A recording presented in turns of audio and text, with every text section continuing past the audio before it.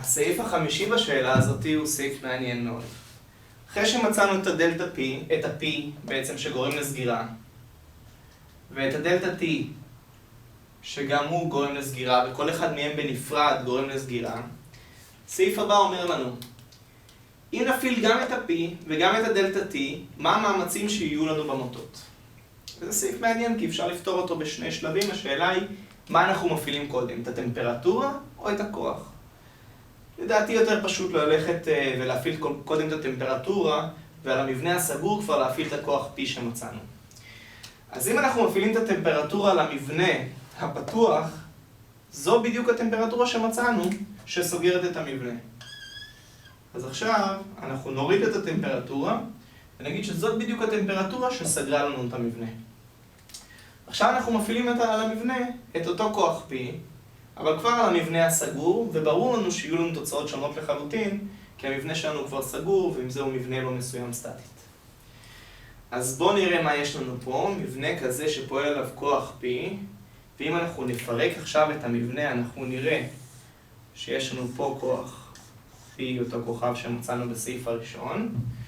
אנחנו נגיד שיש לנו איזשהו כוח צירי, נקרא לו, בואו נסמן את המוטות האלו שיהיה מהיר, N1, N2 ו-N3, נקרא לו N1.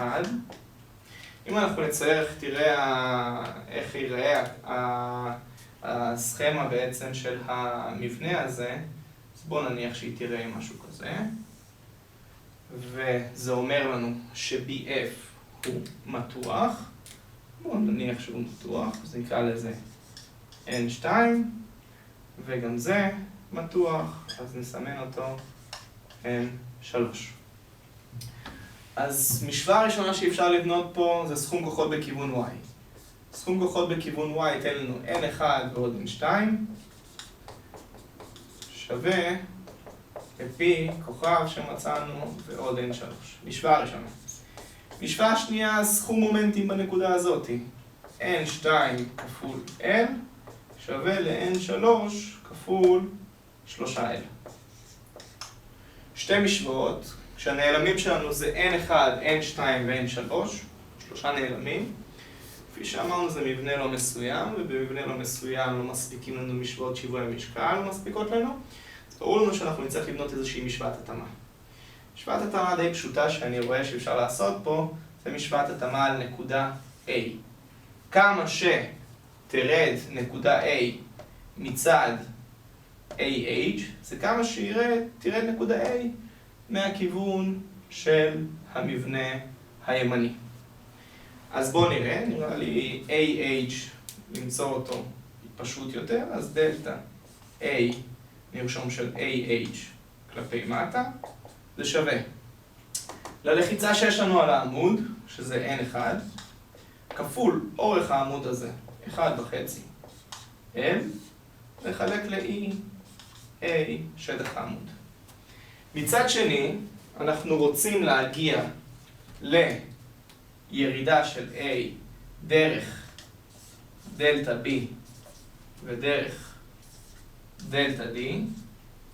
אז שוב פעם נעשה דמיון משולשים. המשולש הראשון שקופץ לי לראש זה המשולש הזה, שדלטה B ועוד דלטה D לחלק לשני R שווה אותו דלטה A שאנחנו מחפשים, נקרא לו של המבנה העליון, לחלק ועוד דלטה D וכל זה לחלק ל3L. מהמשוואה הזאת אנחנו נקבל את דלטה A מבנה עליון כלפי מטה. כל מה שנותרנו לעשות זה להשוות בין דלטה A מצד AH והדלטה A שנקבל מהמשוואה הזאת. עכשיו, מה זה הדלטה A שנקבל מהמשוואה הזאת? יהיה לנו פה את דלטה B שזה שווה B, זה כמה שמתארך BF, זה N2 כפול L E A, ודלטה D זה N3 L E A. משווים בין דלתה A לדלתה A, הנעלמים שלנו N1, N2, N3, וזה נותן לנו את המשוואה השלישית שלנו. 1, 2, 3 משוואות, 3 נעלמים.